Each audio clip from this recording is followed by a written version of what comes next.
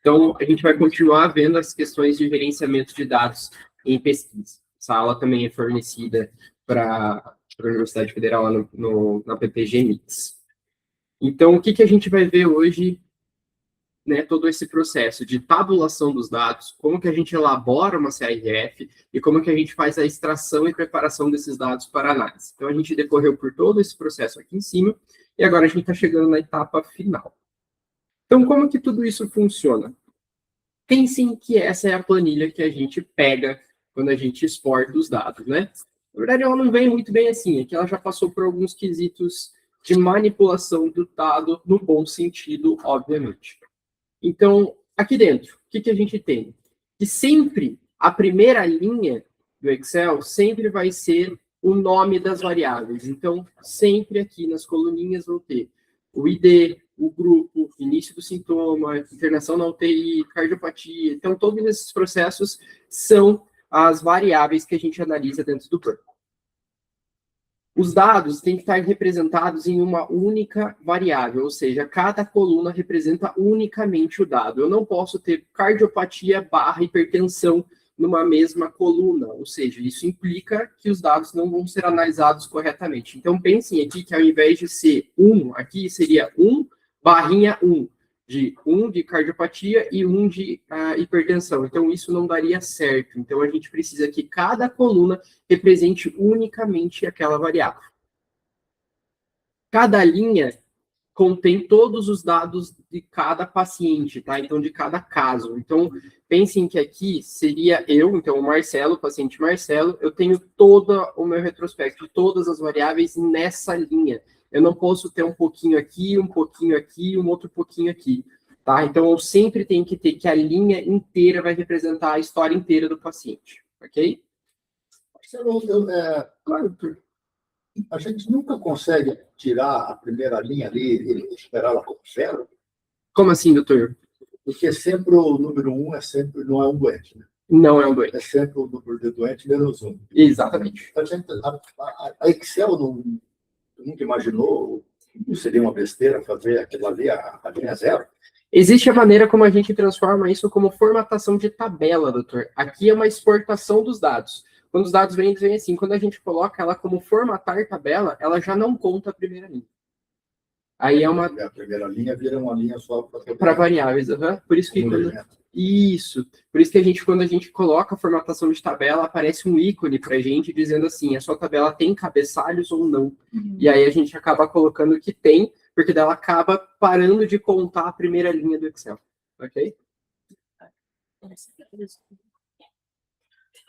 As variáveis qualitativas, elas sempre devem ser codificadas em número, ou seja, grupo 1 e grupo 2, não, é grupo 0, grupo 1, sexo é 1 e 0, então tem cardiopatia ou não tem cardiopatia, 1 e 0, então sempre codificadas em número. Ah, Marcelo, mas por que isso?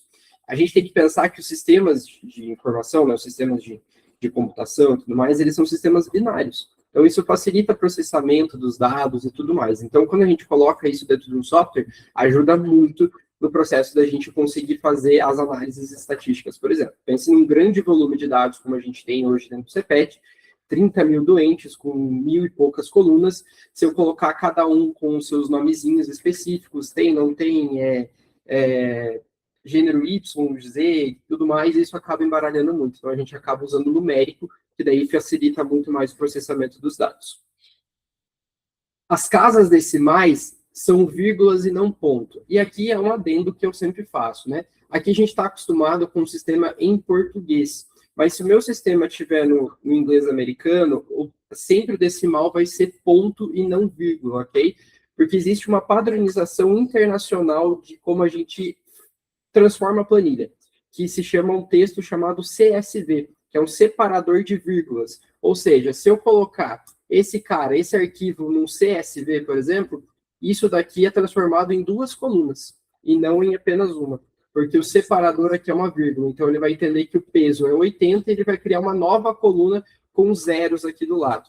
Então, isso é uma padronização americana. Então, quando a gente está falando aqui, né, internamente, dados do Brasil e tudo mais, a gente acaba usando vírgula como decimal. mas quando a gente estiver falando de um estudo estrangeiro, ou quando a gente estiver pegando de um sistema que é americano, o decimal sempre vai ser ponto. Dados ausentes ficam em branco, e isso daqui é extremamente importante. A gente não preenche dado faltante. Então, pensem que a gente está pegando peso aqui, ó, e tem dados faltantes. Se eu preencher isso daqui como 0, e eu vou fazer uma média do peso, o que vai acontecer? Vai cair, né? A média é enviesada. Então, dados faltantes ficam em branco, nunca é preenchido. As variáveis quantitativas são números, né, sem unidades. Isso daqui também é relativo, né? Eu posso utilizar unidades quando as variáveis me permitem. Por exemplo, idade, a gente sempre vai trabalhar ela inteiro, né? É sempre mais fácil a gente trabalhar inteiro, porque o entendimento é mais fácil. Mas, por exemplo, o peso, a gente pode acabar utilizando o decimal. As colunas representativas do grupo sempre devem estar na mesma planilha, para que a gente consiga identificar. E, obviamente, o identificador do paciente deve ser único e exclusivo. Isso daqui é o ponto mais importante que a gente tem. A nossa chave primária vai ser sempre o identificador, nunca o nome do doente, nunca o CPF do doente, ok? Isso a gente tem que ter como base. O nosso banco de dados, ele sempre tem que ter um identificador único para cada paciente. Não é à toa que quando vocês me mandam um paciente que eu preciso excluir do banco de dados, vocês me mandam 28 traço alguma coisa. Aquele número é o identificador exclusivo do paciente. E sempre vai ser aquele número, ok? Então, é a maneira como a gente acaba olhando ele. Por quê? Se eu colocar o nome do paciente, ele pode ter um reinternamento ou pode ter pessoas com o mesmo nome que está por aí, ok? A gente pode criar chaves compostas. Não é o mais adequado, mas a gente pode criar chaves compostas, como data de nascimento mais o nome do paciente mais o nome da mãe. E a gente consegue um registro único desse paciente. Ok? Aí vem uma outra questão, quando a gente fala de dados, de tabulação dos dados, né? Então, os dados em planilha única versus os dados em planilhas múltiplas. E isso ocorre, né? Então, pense que aqui atrás é a maneira bonitinha que eu mostrei ali anteriormente, né? Como os dados, cada linhazinha do paciente conta a história dele. Só que aí eu tenho uma outra planilha que são dados de exames laboratoriais, dados do SOFA desse paciente, como, por exemplo, a gente não faz o SOFA uma única vez, né? A gente faz o SOFA hoje, daí faz amanhã, daí faz depois. Então, eu tenho 3 dados de SOFA de um único paciente. Eu preciso dividir isso em planilhas, ok? Por quê? Porque eu preciso ter uma planilha de baseline, uma planilha que vai contar a história desse paciente só com dados transversais, né? Só a ideia inicial do paciente, e uma outra que conta todo o relato longitudinal dele.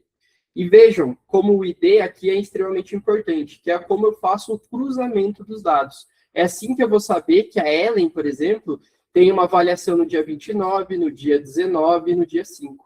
Tudo por causa do ID do sujeito. Então, aqui fica mais fácil a gente ver, ó, o ID sendo correspondido a outro ID, onde a gente vê que foram tidos os exames de bilirrubina total nos dias específicos de dia 13, 14, 15, 16 e 17, que se refere ao paciente 2376, que é a M. Então, é a maneira como a gente cruza as informações depois para fazer as análises, ok? Então, a gente tem que agregar esses dados, agrupar esses dados depois.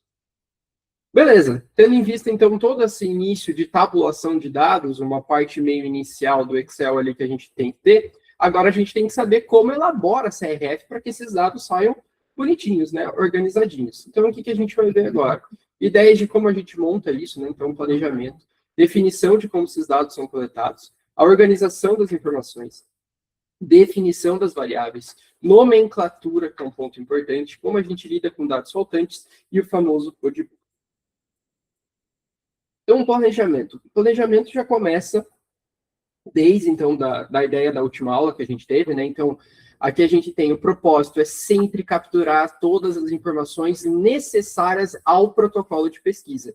Nenhuma informação a mais que o protocolo previu. Então, se o protocolo não previu o CPF do paciente, você não vai coletar o CPF do paciente, ok? Sempre verificar a adesão ao protocolo de pesquisa e o cumprimento das normas regulatórias. A ideia e o propósito de uma CRF sempre é facilitar. Isso daqui é o contexto geral. A ideia é sempre facilitar. Por quê? Eu preciso ter uma coleta sistematizada dos dados. Eu tenho que pensar, primeiramente, também na análise dos dados depois. e fazer todo esse processo ser gerenciado da melhor maneira possível. Então, simplificar o desenvolvimento do banco de dados e de processo de validação é o que faz esse banco de dados ser melhor preenchido, mais acurado e mais temporal também. Então, quais são os princípios que a gente tem que ter nesses planejamentos? Definir, obviamente, a hipótese do estudo dos desfechos, definir as variáveis necessárias para mensurar tudo isso e avaliar esses desfechos. O segundo princípio é definir os dados que serão coletados antes de iniciar o estudo. Então, fazendo o gancho da última aula, trata-se de um princípio ético. E aqui ter tempo suficiente para realizar testes, revisões e novas versões. Isso daqui é extremamente importante. Imagina se eu subo o banco de dados, alguma coisa que está errada. Faz um cálculo errado, faz o cálculo do Apache errado, faz o cálculo do Solf errado. Tudo isso prejudica. Eu não tive tempo para testar e isso acaba dando um grande conflito lá na hora, porque vocês vão se basear em dados errôneos, ok? Então, aqui hoje dentro do CPET, antes de subir qualquer formulário, a gente tem um banco de dados teste. Então, a gente sobe esses formulários para o teste, a gente faz tudo o que tem que fazer, vê lógicas de pulos, vê se aquilo está funcionando, se está levando as informações necessárias, como que os dados estão sendo exportados dali, para que daí sim a gente suba isso para a versão original, que é a versão que vocês veem lá na ponta. O terceiro princípio é sempre planejar com foco no resultado final. E qual que é o produto final que a gente deseja, né? Então, o que a gente espera com esses dados quando a gente coletar eles? E qual é a melhor opção para alcançar o melhor resultado possível? Então, a gente sempre tem que pensar em todos esses contextos. E o quarto é considerar sempre fielmente o que foi previsto nesse protocolo de pesquisa. Obviamente, não coletar dados que não são necessários para o estudo. Ok? Isso acaba implicando bastante. Vai ter um mar de dados e você não vai usar nenhum. Ok? E aí vem um pouco do princípio de como a gente faz todos esses itens da elaboração, né? Então, primeiro de tudo, a gente faz o protocolo de pesquisa, né? Então, a gente define nossas hipóteses, nossos objetivos, nossos métodos, o desenho do estudo, o fluxo do estudo, os aspectos operacionais. Mas a gente não vem daqui direto para o formulário de coleta. Não, a gente faz o planejamento da análise dos dados, ok? Isso daqui é extremamente importante. Saber como que os dados vão ser apresentados depois, quais são os desfechos e associações, e aí sim o plano de análise dos dados, ok? Tudo isso tem que ser previsto ao protocolo de pesquisa, para depois, aí sim, a gente fazer o formulário de coleta dos dados, onde a gente vai priorizar, obviamente, a maneira mais fácil de fazer isso, né? Então, a coleta dos dados ela tem que ser facilitada e tornar aquele protocolo que a gente fez aqui em cima factível. E análise dos dados também. Então, ter o analista de dados, ter o cientista de dados ao lado da elaboração da CRF é extremamente importante. Estruturar esses dados é muito importante. E aqui é mais ou menos uma ideia de como a gente pode separar as informações dentro dessa CRF, né? Então, a gente ter formulários de demografia, ter formulários dos dados basais, ter um formulário dos exames. E se o estudo, então, permite visitas, então, ter formulários específicos dessas visitas clínicas. Né? Então, hoje, por exemplo, dentro do banco, a gente tem o desfecho de alta da UTI, o desfecho de 30 dias, de 90 dias, pensando, obviamente, na LCP5. Como que a gente define as variáveis a serem coletadas dentro do banco? Então, a gente tem que ser exato, simples e preciso ao definir essas variáveis, ok? E aí vem aquele contexto lá da parte estatística, lá do início, e é tudo vinculado, né? Então, a gente viu dentro todas as aulas da academia que tudo vai se conectando, né? Então, desde as aulas que o doutor explicava todos os tipos de estudo, agora você sabe que você precisa entender isso para criar o protocolo de pesquisa, né? A escrita que a Giane deu, então, definir todo esse processo. E a parte estatística, a gente tem que entender quais são os tipos de variáveis que existem, né? Existem variáveis contínuas, que são a temperatura, a idade, IMC, as variáveis discretas, como Apache, SOFA, variáveis categóricas, como sexo, etnia, variáveis ordinais, como escolaridade, estágio da doença, mas tudo isso é simplesmente para a gente ter um ponto. Eu não posso ter nenhum dado coletado como faixa, ou seja, o que vocês prefeririam coletar? A idade bruta ou ela em faixa etária? Eu prefiro coletar ela como idade bruta. Por quê? Porque a idade bruta eu consigo transformar em faixa etária. Mas a faixa etária eu não consigo transformar na idade bruta. Ok? Então, por isso, a gente sempre coleta o dado bruto. ao invés do dado calculado. Então, isso é muito importante, ok? As nomenclaturas dentro da CRF também são importantes, principalmente se a gente pensar em lógicas de união de sistemas, ok? Então, a nomenclatura, como a gente coloca essas variáveis lá dentro, é extremamente importante. Então, a gente tem que sempre ser consistente e codificar essas variáveis. As perguntas semelhantes devem usar opções de respostas semelhantes. A gente deve anotar e sempre guardar a codificação, também conhecida como codebook, e sempre que possível usar a padronização internacional de variáveis. Então, aqui é mais ou menos uma ideia de como é definido isso mundialmente. Sexo, a gente fala sempre sendo 0 feminino e 1 masculino. Comorbidades ou perguntas binárias, questão de verdadeiro ou falso, sim ou não, ou seja, a negação sempre vai ser 0 e a afirmação sempre vai ser 1. Quando a gente estiver falando em escala Likert, por exemplo, a gente monta sempre nesse contexto, sempre sendo o primeiro, concordo totalmente, e o último quesito, sempre discordo totalmente. Já quando a gente se refere a outras variáveis que elencam esse quesito como educação, ser o quesito analfabeto vem primeiro e, por último, o quesito de pós-graduação, ok? Isso facilita muito questões de união. E essas são alguns itens que vocês podem buscar as nomenclaturas, como o SNOMED, o CDISC, o American Heart Association, o HL7 FIRE, que é o cara que padroniza basicamente isso mundial, e ele é o precursor de união de sistemas, ou seja, unir o TASI a outros sistemas. Então, é sempre com essa padronização. O ICOM e a Nation Care Institute. Aqui, se, por exemplo, a gente pegar a ICOM, é uma maneira como eles colocam os mixes de variáveis. O que a gente tem que coletar quando a gente for falando disso? A idade, ela tem que ser sempre coletada como a data de nascimento, sexo, então todos esses processos, como que vocês têm que reportar, como que você divide as categorias, né? Então, demográficos, o que você pode usar dentro do formulário de baseline, então todos esses itens. Então, eles têm tudo isso bem definido lá dentro.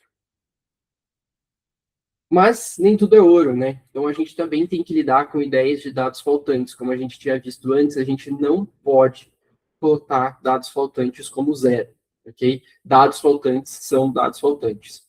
Existe o dado não coletado, também é uma negligência. Informações indisponíveis no sistema, informações sobre investigação, informações a qual não se aplica aquele doente. A ideia do paciente não soube responder e o paciente se recusou a responder. Então, aqui são duas lógicas muito legais. O paciente não soube responder, às vezes cai muito sobre a gente. Como a gente fez essa pergunta ao paciente, ok? Vamos pensar que a gente está falando, às vezes, com pessoas que não têm escolaridades, né, uma escolaridade muito alta. Então, ela não vai saber responder uma pergunta se você fizer ela dando a topologia do remédio para ela. Falando quantas miligramas é disso, daquilo, daquele outro, porque ela vai ajudar no sistema tal, não sei o quê, o paciente vai viajar, ele não vai saber te responder. Agora, se você falar num linguajar mais popular com ele, perguntando, então, dona Maria, a senhora toma um remedinho vermelhinho, que o médico disse que ia regular melhor o seu coração, ia bater mais fácil, não sei o quê, ia melhorar não sei o quê. Ela fala, sim, eu tomo esse remédio. Aí você fala, seria esse? Ah, é esse mesmo. Então, o paciente soube responder. Você que não soube fazer a pergunta adequada, ok? Então, isso é muito importante, principalmente quando a gente trabalha sem escalas, né? Então, a gente tem que saber fazer essas perguntas ao paciente. E o paciente se recusou a responder, também é uma questão de como a gente faz a pergunta. Então, se hoje eu perguntar para vocês assim, quanto que vocês ganham no mês? Basicamente, vocês não vão me responder, você vai se recusar a responder isso. Mas se eu perguntar, quantos plantões você faz? Qual que é o valor da hora do plantão? Tá vendo que eu vou conseguir estimar quanto você ganha? Então, é assim, por exemplo, que o IBGE faz as perguntas para a gente saber quanto a gente ganha. O IBGE não simplesmente chega para você e pergunta assim, quanto você ganha? Ele pergunta, quantas geladeiras você tem na sua casa? Quantos micro-ondas você tem na sua casa? Quantas TVs? Você tem banheiro na sua casa? Então, com tudo isso, ele acaba estimando a renda. Então, é uma maneira de a gente burlar esse processo da pessoa não responder as perguntas. Ok? E aí sim, a gente entra, então, no quesito da elaboração da CRF. Então, aqui é uma CRF que deu bastante orgulho para dentro do CPET, que foi o quesito da cor de Covid, né, que a gente teve.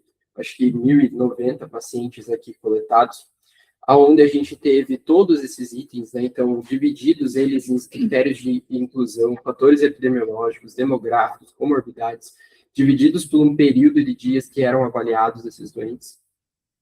Então, tudo isso foi pensado, né, então, quando você entrava dentro da CRF, você tem, então, aqui ao ladinho os campos, né, que precisam ser coletados, iniciais dos pacientes sendo sempre protegida, o ID único desse doente, data do início do sintoma. Então, vejam que aquela planilha do início é desses dados que aqui estão. Então, como que a gente faz tudo isso? Né? A lógica por trás dessa estrutura dessa CRF. A gente sempre tem que pensar nos tipos de questões e nas opções de resposta. Os intervalos de valor, isso ajuda muito, principalmente quando a gente estiver falando de exames laboratoriais, né? Para a gente não ter um dado preenchido errado, né? Alguém colocado um 0 a mais ali ou um 0 a menos. Os nomes das variáveis e os rótulos têm que ser pensados principalmente para que as pessoas entendam o que elas estão coletando ali também. Então, como que a gente faz isso? Isso daqui é basicamente o back ali dentro da CRF que a gente tem. Então, aqui a gente escolhe o tipo da resposta que vai ser aqui em cima, dentro do field. Deixa eu colocar uma canetinha aqui, eu acho que fica mais fácil. Então, aqui dentro do field type é onde a gente escolhe a opção de resposta. Aqui abaixo é como aparece a pergunta para quem está coletando. Aqui é como aparece a pergunta para mim, depois quando eu extraio a planilha. Como que é as suas lógicas de validação. Então, ela é uma data, ela vai de mínimo a máximo. Ela é um campo obrigatório, ela identifica o doente, então todos esses campos têm que ser preenchidos. Aqui são alguns tipos de campos que existem, então, campos de texto curto, textos de parágrafo, como, por exemplo, resumo de alta, campos calculados, que vai calcular a idade do paciente, vai calcular o SOFA, que vai calcular o Apache, campos de lista, campos de respostas únicas apenas com botões, checkbox de múltiplas respostas, perguntas já definidas como verdadeiro ou falso, ou sim ou não, campos de assinatura, para você fazer upload de arquivos, para você conseguir ter um texto melhor, né, uma escala, né, então um itemzinho que você arrasta, uma reguinha, alguns campos de texto descritivo e uma quebra de seção. Então, são alguns dos itens que a gente pressupõe dentro dessa CRF. Aqui, então, vem um cenário mais importante que a gente tem dentro de qualquer banco de dados, é como a gente faz a nomenclatura deles, ou seja, o dicionário dos meus dados. Isso daqui é extremamente importante quando, principalmente, a gente vai publicar. A gente não dá valor para isso até a hora de publicar um artigo. E daí ele pede para que a gente publique a nossa base de dados, colete um DOI, para que eles consigam fazer a validação disso. Ok? Então, é assim que ele aparece. Onde eu tenho aqui o nome da variável, como que ela aparece para quem está coletando e quais são os requisitos dessa variável lá atrás. Né? Então, a idade, o sexo, fatores epidemiológicos, então todos esses quesitos. Depois eu exporto isso daqui e simplesmente publico a base com esses itens, né? Para quem está pegando a base saber o que está acontecendo aqui. Então, ela vem dessa maneira, onde eu tenho os nomes das variáveis, qual formulário ela pertencia, qual era o tipo dessa variável, como ela aparecia para vocês e quais eram as opções de resposta dela. E tudo isso simplesmente para que depois a gente chegue lá no final, extraia e prepare os dados para análise, né? Então, a gente vai exportar esses caras e vejam que ele é um sistema americano, então ele exporta em CSV. Depois eu pego tudo aquilo e tenho aquela planilha do início, onde eu tenho que a primeira linha sempre vai ser as variáveis, as linhas contam a história do paciente, dados faltantes ficam em branco, os dados que precisam estar em numérico estão em numérico, e assim por diante. Então, a preparação para esses dados, a gente precisa fazer os monitoramentos, a gente precisa identificar erros e fazer a correção deles, e principalmente identificar quem é missing data. Então, como que a gente faz tudo isso? Isso é um mecanismo que tanto do Excel ou de outras ferramentas de análise de dados podem fazer, como organização, filtragem, classificação, reclassificar, concatenar e até mesmo separar esses dados em outras caselas. Então, a gente consegue fazer, então, na data de nascimento, calcular a idade do doente e calcular a faixa etária, mas eu não consigo fazer o quesito contrário, por isso que a gente sempre coleta o dado bruto. Então, Dali a gente consegue, por exemplo, temos a idade aqui, né? Então a gente consegue transformar ela em uma faixa etária, por exemplo.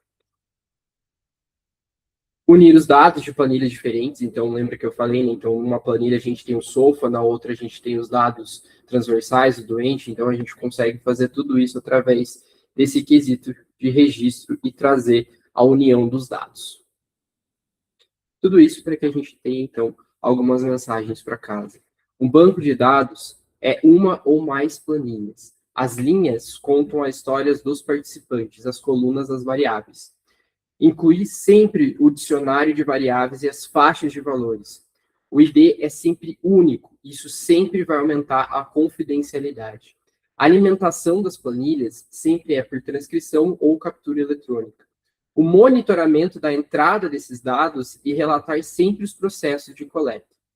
A gente formata os dados para análise e a gente sempre vai prevenir sobre perdas com backups. A gente precisa sempre ter backups. É questão de segurança. Planeje, descreva, especifique, treine, grave, colete, use as ferramentas adequadas e não use atalhos.